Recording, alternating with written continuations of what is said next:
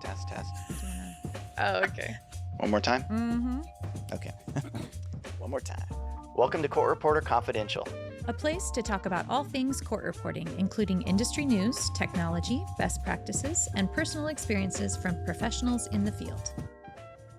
Welcome back to Court Reporter Confidential. I'm Stephanie Leslie, and today's conversation is a powerful one. Our guest is Matt Murphy, a former homicide and sexual assault prosecutor who spent 21 years trying some of California's most serious cases. He's now a legal analyst for ABC News, a podcast host, and an author. But today, we're not just talking about headlines or media appearances. We're talking about what really happens inside a courtroom when the stakes are life-changing. We're talking about justice. We're talking about resilience. And we're talking about something that often goes unnoticed, the power of the official record. For court reporters, this episode is especially meaningful. When you're taking down testimony in a high-profile murder case or a deeply emotional trial, you're not just typing words. You're preserving history. You're protecting due process. You're building the foundation for appeals and accountability. So today we're stepping into that world with someone who lived it for over 2 decades. Matt, welcome to the show. Happy to be here. Thank you so much for your time. I know you're busy, and I feel honored that you are willing to spend an hour with us. So thank you so much. Of course. So you obviously started as a DA, right? And now you have a private practice. So tell us your history and your journey up until now, briefly. Oh, boy.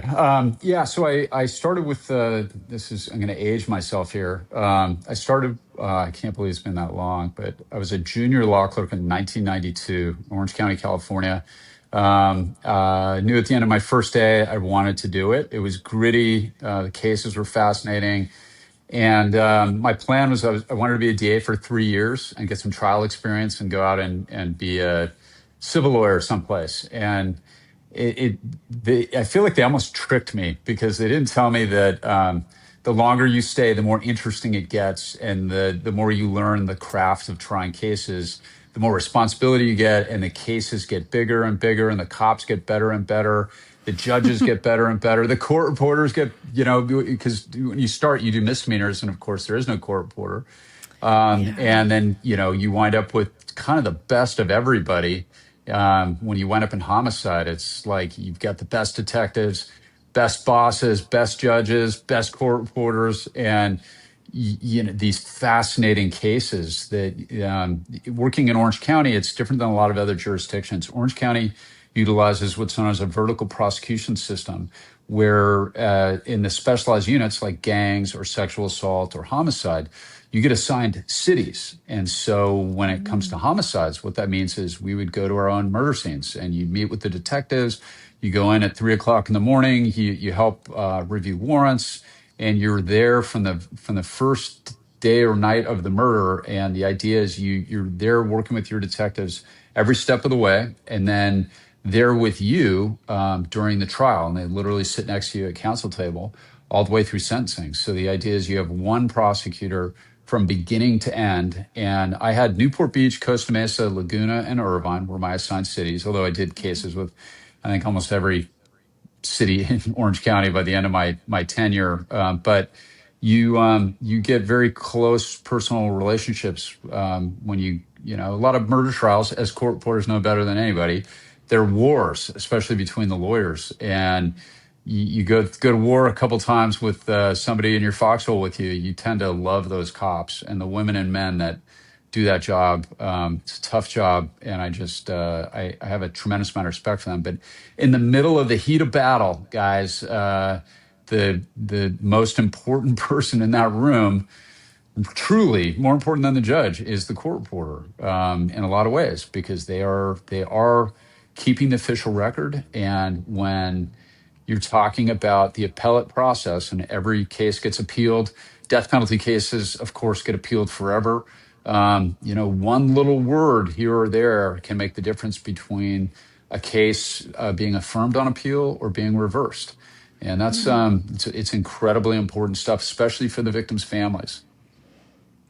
Yeah, for sure. Well, I have full disclosure. I have only ever done civil, other than one little misdemeanor trial where I was hired privately. So all of this is fascinating. I'm a huge Dateline nut, and so I've watched you several times and watched your special series that you did about the desert, the devil in the desert, or whatever. Thank you. It's Yeah, it was Dateline's the enemy, though. I work for ABC, so that's 2020, and I'm kidding. Josh Mankiewicz and Keith Morrison are awesome. I consider them both friends, and I'm joking, but they really are. They're head-to-head competition. So if I don't correct you on the Dateline thing, they may not renew my contract at ABC. So and Yeah, yeah. no, well, obviously I watched them all, so I'm a huge fan. Okay, so your career, you started off as a law clerk, but then you went to DA, and tell us Yeah, about so how are you now on television? How did that come about? gosh, I have no idea how this became my road in life. What happens is you get after your clerk summer, you get hired, hopefully, if everything goes well. And I got a job offer, and they start you out in misdemeanors, and then you're basically it's almost like the jerk patrol, right? You're dealing with people that misdemeanor, bar fights, misdemeanor road rage, misdemeanor domestic violence, and lots and lots of DUIs, right? So it's people that are not necessarily bad people, but people who certainly had bad nights. And then the way Orange County used to work is they really want you, which makes a lot of sense, to get, it was a trial office. They want you to get as much trial experience as possible and learning how to do jury trials, as nobody knows better than court reporters. Learning how to do jury trials, it's a craft, and every single element of it is a separate skill. And if you're a slow learner like me, you commit repeated mistakes over and over again. They want you to do that in the lower ranks with the misdemeanor cases. And then I did a couple of juvenile court rotations where you're doing heavier crimes, but there's no jury at all. So you're kind of walking with a safety net. And then they move you on to what's called the felony panel. So I did 37 misdemeanor jury trials in my time in misdemeanor land, and two tours in juvie. So I don't know, well over 100 bench trials in that period of time. And then they rotate you onto what's known as the felony panel. And the felony panel is generic felonies. So it's non-specialized unit felonies. So that's dope cases, dope sales, non-gang related robbery, felony domestic violence, until we started a domestic violence unit, so that we lost those cases. But anyway, you just do a ton of jury trials. I was assigned to West Orange County. I did 24 felony jury trials in 1 year, had a successful run.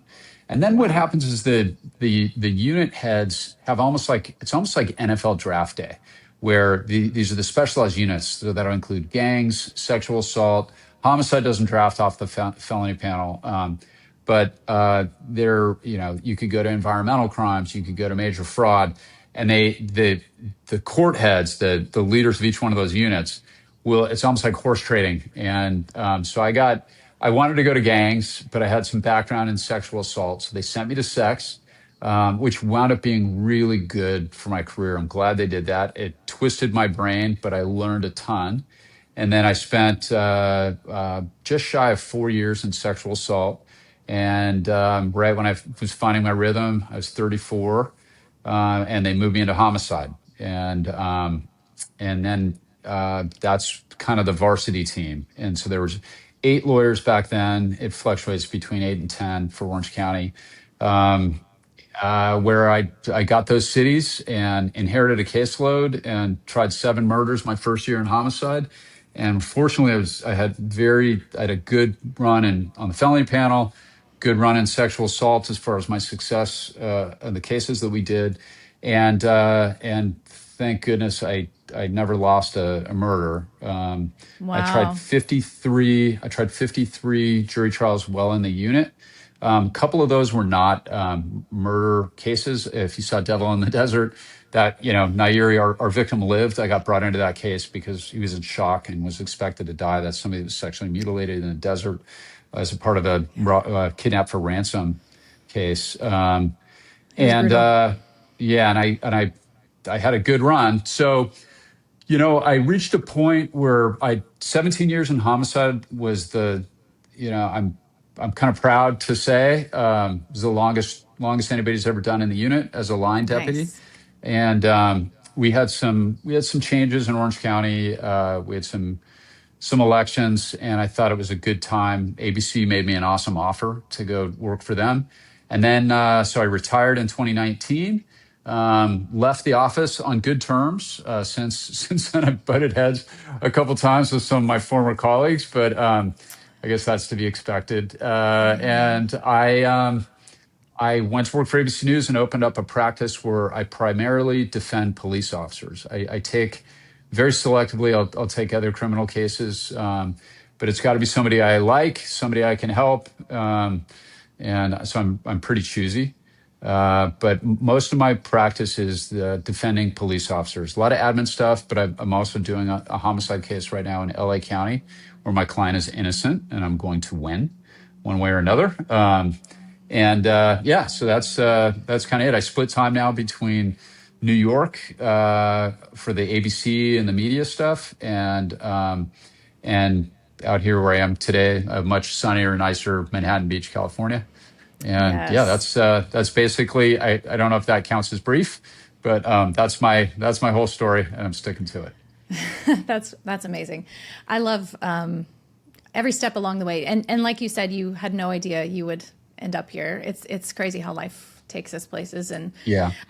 I've always been a yes person. I get a crazy opportunity to do something and try it, and I'm like, sure, let's try it and let's see where it takes me. And it's taken me all kinds of crazy places. Not as crazy as yours, but I really love hearing about it. So in your experience in the sexual assault and murder trials, have you ever had an instance where the transcript, like you said, things can pivot on a word, right? So have you ever had where a transcript or a record was unclear or incomplete and it caused a problem? Oh yeah, a million times. However, almost never the fault of the court reporter. Really? It's usually the defense lawyer asking a question the wrong way, where there's ambiguity.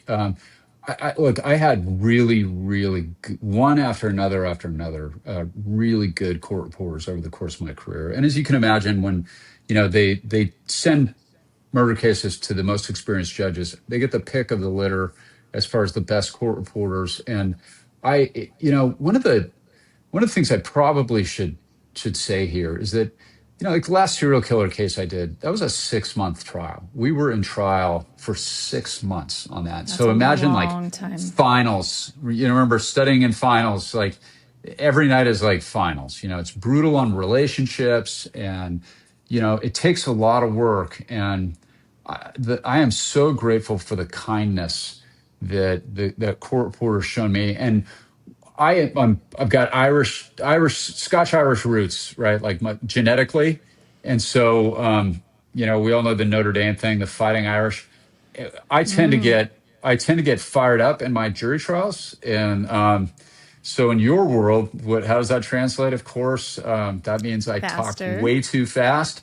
And I was hard on a lot of my court reporters because I'm up there, trying to do my Perry Mason moments. And when you're dealing with serial killer cases, especially, but murders in general and sex cases too, and the defense puts an expert on, that's a duel, and you got in homicide cases, oftentimes you develop a special relationship with your victim's family too, and they're depending on you, and you've worked these cases up sometimes for many years, and you got a mom sitting there in the front row, who's gone through the worst experience anybody can ever experience, the loss of their child due to murder. And the process is, the bad guy, to put it bluntly, as court reporters know, they're essentially, one way you're looking at it is, we're putting the people through the paces. That's incredibly important. I believe in the presumption of innocence, all of that. On the other hand, from the family's perspective, the person who killed their child is trying to get away with it. And when the defense lawyer brings in some expert, it's the job of the prosecutor to get in their dish and to Yeah. challenge their opinion. And look, if you've done your job right as a prosecutor, you've caught the right person, you've charged them appropriately, and if you've done your job, by virtue of the professionalism that you've hopefully engaged in, that your detectives have engaged in, and the process up to that point, by the time an expert hits the stand, can I swear? Is that okay? Can I swear? Is Sure, it go ahead. no? Okay, I won't swear.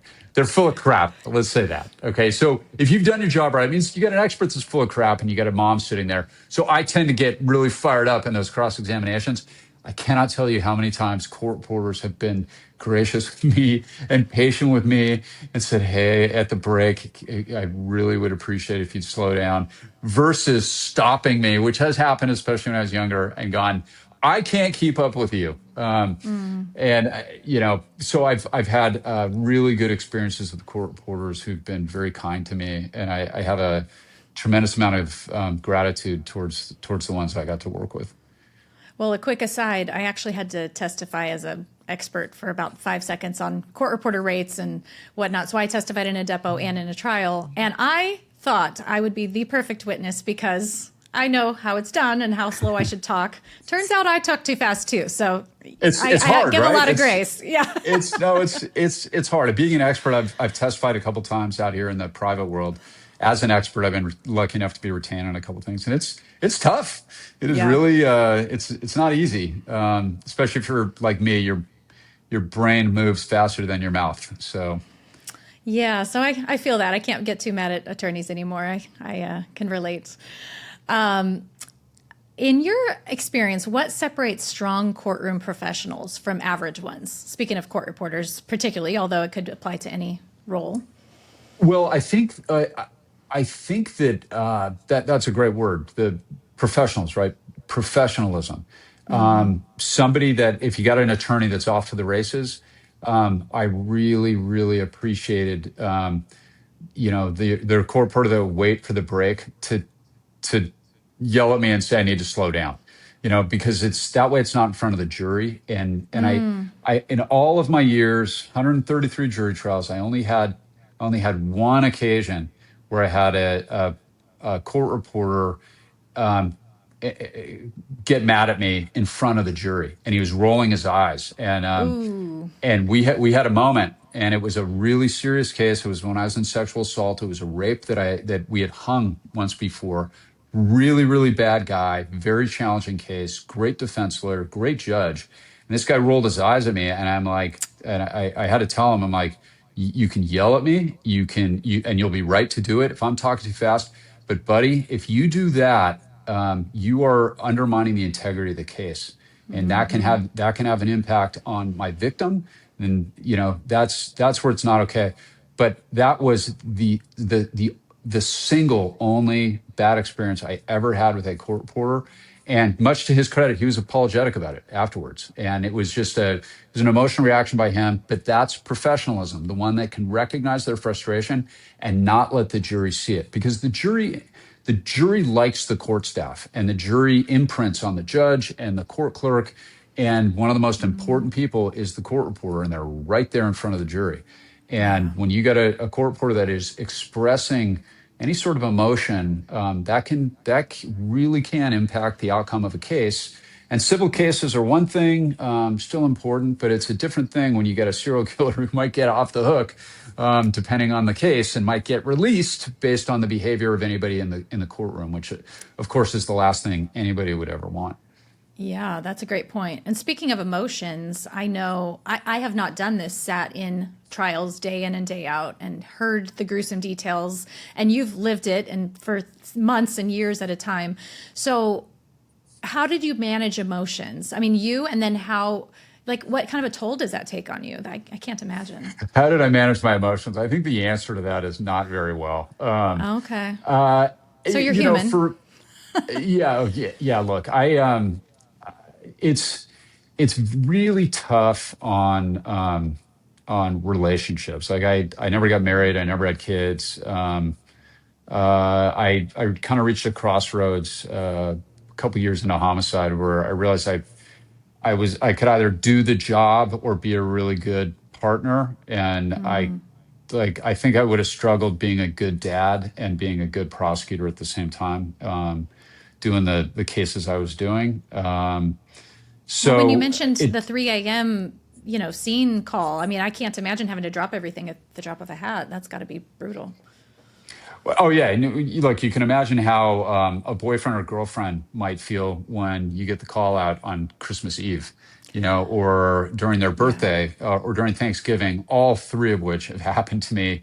And what happens in the holidays? People who are family who may not like each other get together. Everybody drinks a lot of alcohol, and what could possibly go wrong, right? And there are a ton of homicides that happen during the holidays, and you get those call outs, and I would go. And I had one, it was my girlfriend at the time. It was her birthday. We're out in the desert, and I got a really nasty, turned out to be a double murder.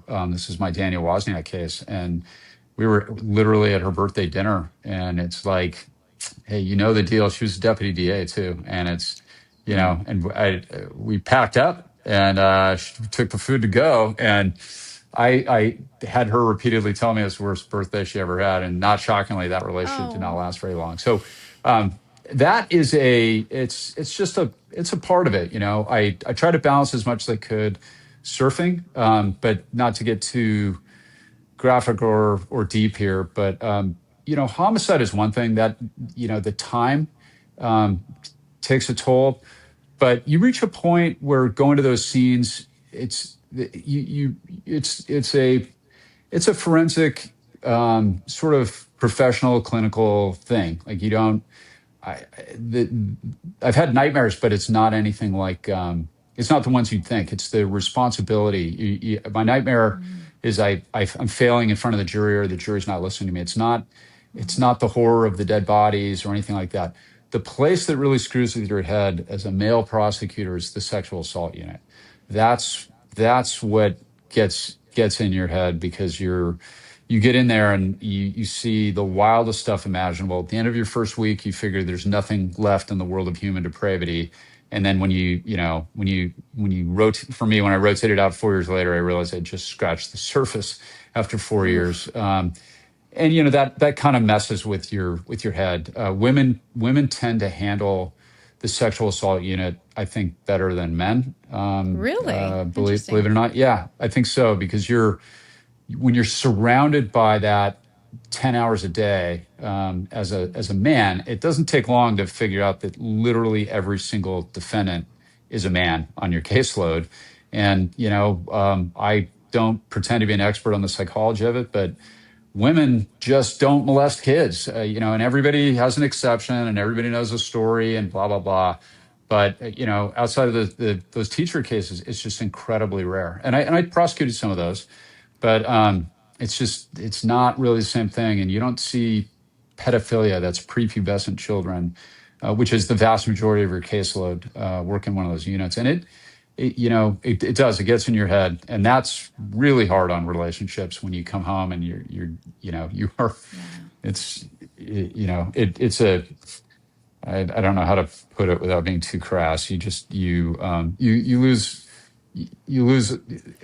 I don't know, you lose, Like faith in humanity? yeah, that's a good way of putting it. Or Gets restored, with all the good people that come in and help. But yeah. Well, you mentioned surfing. I mean, I imagine that's a hugely therapeutic coping thing for you. I don't know. Any other advice you have for resilience for our criminal reporters who are sitting in this day in, day out, or contemplating doing such? Um, yeah, well, hobbies are great. That really does help balance it out. And whatever that may be, yeah, I added like 3 to my hobby list during COVID when I was locked in my house for a year and a half. I started painting, and I got really into that, like just painting with latex and acrylics.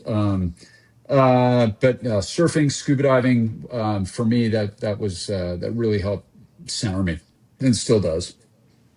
I bet.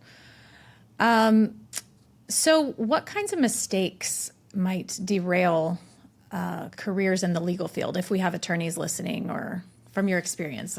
Obviously, you had great success, so I'm not sure that you ever made any mistakes, but Oh, I'm a mistake master. I've made sure. so many mistakes.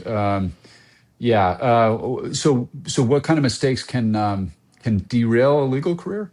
Yeah, I I don't know. think that as a prosecutor, the most important thing is always it's the integrity. You have to be. I have never made an argument as a DA or since I've been in private practice that I didn't fervently believe to be true.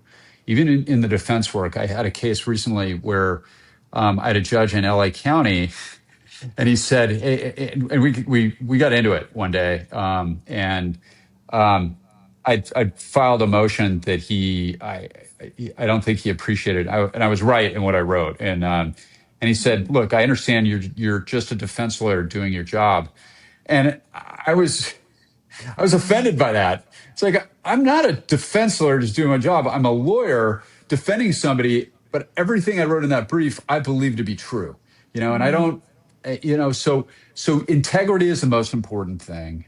You gotta keep your word as a prosecutor, especially honesty and integrity. I sound like I'm an advertisement for the Boy Scouts, but that's the most important thing. There's no case that's ever worth cheating. You don't do that. For any prosecutors that are listening, discovery is incredibly important. I had an old mentor, Brian Brown, who used to tell us, and this guy Chris Evans, who trained us, said the same thing. When it comes to discovery, just this is what you do: give the defense absolutely everything, and then just beat them with it. Never fear discovering something. Give them everything, and then beat them with it. And that's the thing. So that's a way to derail a legal career.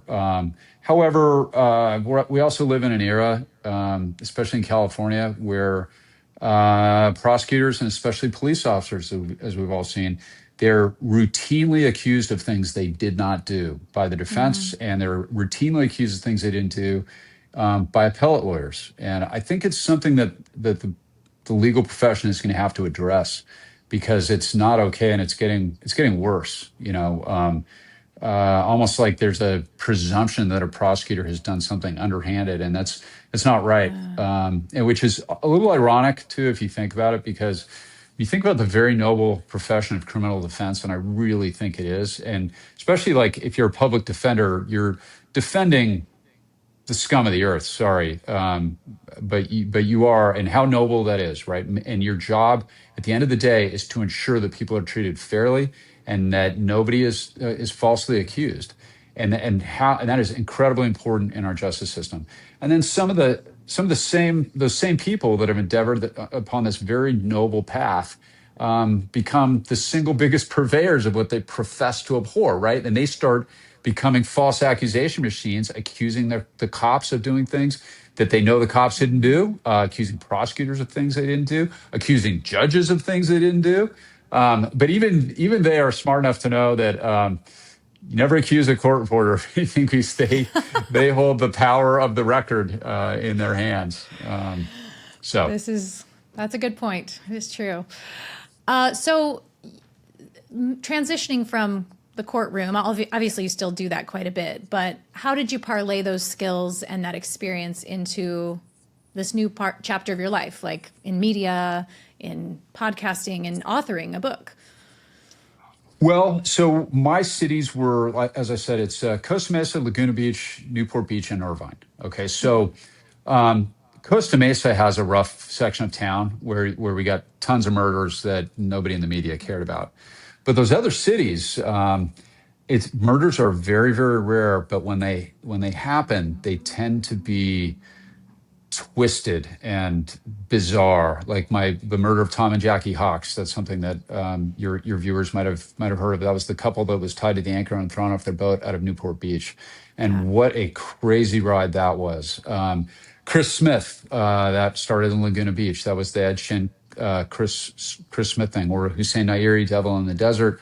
That was out of Newport. And by the way, the detectives I got to work with in all of those cities were just some of the best, not only the best cops in the world, but some of the best people I've ever met. And so I got to do a bunch of very high-profile cases, and the way that works is the field producers for the national media, for 48 Hours, Dateline, 2020, you get to know them, and I would always try to help them, and they're professionals doing their job, and also, sort of behind the scenes, they're if you can't convince them that you're right, off the record, then maybe you got to rethink your case because they're smart. They tend to be highly educated.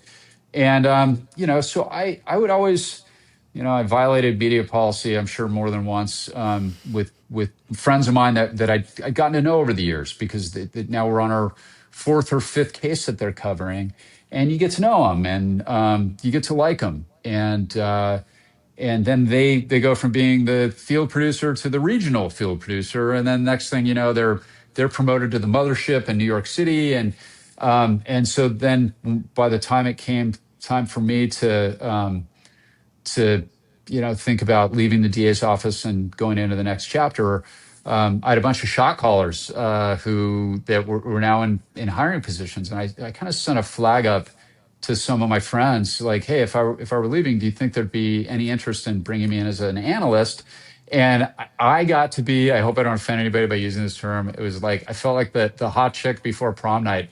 I had a bunch of interest and made me feel really good. And I had a bunch of people kind of bidding, and my dear friend Lisa Soloway at ABC, the ABC made me an offer, and I decided to go with them, and I've worked for them ever since, and I've really enjoyed my experience with that. That side of things is a wild world, and it's an annual contract, and you never know if they're going to cut the division or if they're going to go in a different direction for the contributors, the talking heads. But I've had really good experiences working for ABC, and I'm really grateful that I've been able to do that. Well, two things about that. I had no idea you were I don't want to say instigator, that sounds negative, but the one asking and putting up the flags. That's interesting. I figured they were pursuing you. So I love that you made it happen, first of all. And secondly, going back to your integrity comments and, making sure your reputation was stellar, I'm sure that had something to do with your success ever since then, because that's huge, right? That goes across all professions. I hope so. I mean, criminal law is a weird business in California right now, because every one of those murder cases, there's three areas of attack. And this is something that is very important, like, for the record. And when those transcripts go in, and many court reporters have probably seen this, the appellate counsel will attack three different people. They will attack the defense lawyer, always under IAC or ineffective assistance of counsel. And that kind of sucks, especially not everyone, but there's only one defense lawyer whose hand I did not shake at the end of a trial my entire career. I always made it a point to be professional, no matter how nasty it got. And the vast majority of defense lawyers I've gone up against have been some really awesome lawyers and really good people. And you see some dude who's never tried a case on the appellate level attack somebody who did an excellent job defending their client and really dedicated stuff. And you see that as a prosecutor. You're sitting right there and you see how hard they're working, and you see their cross-examinations. And a lot of those cases are really hard-fought, close fights. And so they get attacked for IAC. They attack the judge, always, for instructional error or other things. And they attack the prosecutor for prosecutorial misconduct over and over and over again. And it's like, I just don't like it. It kind of sucks, because how hard you work, how hard your detectives work. And you got some dude who you've never met, accusing you of stuff that you didn't do. And it goes to the appellate level, and it psychologically kind of takes a toll. I got to be honest. It's a weird thing, because you're reading these appellate papers, and it's like, well, that didn't happen in this, and they spin it. And California's got to take some steps here, for the defense lawyers. A lot of them are public defenders who aren't getting paid a lot, and their integrity is being attacked. And I don't know. It's part of my. I haven't reconciled myself to that part of law yet. Maybe it's too late for me to do that. Something I've never even considered, that you have to. Yeah, I got to go scuba dive with more sharks some days, but blow off some steam. Well, you were kind of talking about what you were just mentioning, in this new world of media and I assume speed has something to do with it, the fast pace, but you're trying to still remain accurate and verify facts. I don't know how much of this you actually do in your role, but what risks kind of come up when narratives move faster than these facts, and you got to push a story out, but you're not sure about accuracy? I mean, is that a thing? Yeah, so I'm on the periphery of that. Like I Okay. even though I've done some podcasting, I wrote the Book of Murder, my book, which is really about my time in the homicide unit and the things that I learned walking into homicide, not knowing anything about murder cases, and kind of what I learned along the way, from naive rube to grizzled, sort of beaten down veteran of it. So that's the book. That's the idea. But uh, it it's an interesting experience. It's an interesting process. Um, I don't know if that answers your question or not. Yeah, I know it's kind of a random one, and I don't understand the media side as much. I'm in my own little bubble of Yeah, court well, reporting, look, but for the media stuff, for me, being on the periphery of it, like I didn't go to journalism school.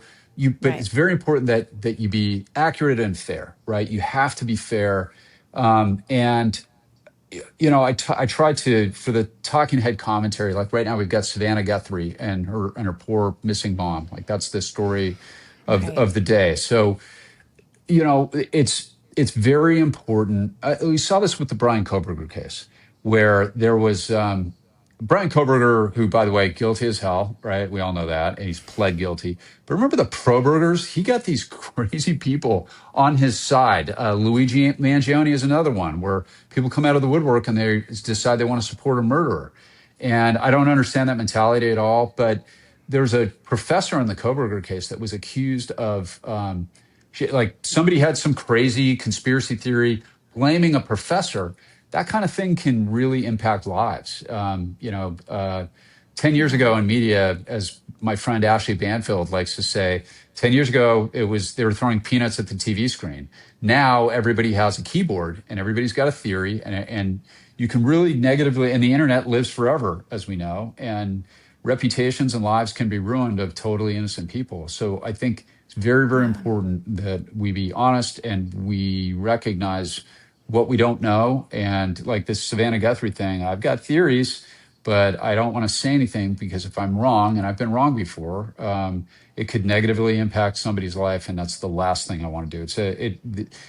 Journalists, especially, of which I would not consider myself, but they have a tremendous responsibility to treat people fairly, I think. Yeah, absolutely. And, in these high profile cases, we have a responsibility, just to wrap things up, as court reporters. I can tell you, I am not the greatest at the poker face. And so luckily you get to be on a side and not have to be as neutral. But I'm really glad that you came on and explained the importance of these transcripts. And I'm so glad you've had a positive experience with us on the whole. That's really, really, I'm proud of our industry for that. I really am. And thank you for your kind words. I'll tell you another court reporter story. I had a day where I had to go to LA County. I had a court appearance, and then I had something in Orange County. And I go in to this court in LA County, and it was a 647F in California, which for your viewers is a drunken public. It was a guy that was the starter at a little 9-hole golf course where I used to play, who got into trouble. I'm like, no problem, I'll handle it for free, right? Like, never volunteer. And I walk into that courtroom, and that's the lowest rung of crime that exists in the criminal world. Like, that's the least serious thing. He went out and had a fantasy football bender with his buddies, and they left him, and he got arrested because he fell asleep outside. Okay, so he gets arrested. That's the case. I went into that courtroom. They were so mean to me, and it was in different counties, so nobody knew who I was. The court clerk was mean to me. Everybody was mean to me. And then I go down to Orange County for my second. I'm like shell shocked, and I walked in, and I walked into a courtroom with these people that I tried a bunch of cases in front of, and the bailiff high-fived me, and the court reporter got up and came over and gave me a big hug, and it like restored Oh, my faith in humanity. And so look, I love court reporters. I love your profession. I think they're incredibly important, and they're some of the nicest people I've ever met. So there we Well, have it. that is wonderful. And just for my reporter viewers, if we give a hug to one side, we need to also Of be course chummy you with the do. other. Of course Just you so do. we're clear. Yeah. Of I've course, gotten of course, of course. I've gotten some sideways looks when I was a little too chummy with one side, and they're thinking, "Are you going to change the testimony to, help them?" Yeah. Of course, Well, I but would it's not, never, but yeah, that was off the record. The jury didn't see any of that, but it was sure welcomed by me. yeah. Yeah. And on that occasion, kind of the young prosecutor in there was like, oh, man, what am I up against? Oh, So right. anyway, Exactly. Well, yeah. as we conclude, I wanted to announce that you are going to be our keynote speaker for the California Deposition Reporters Association convention in April.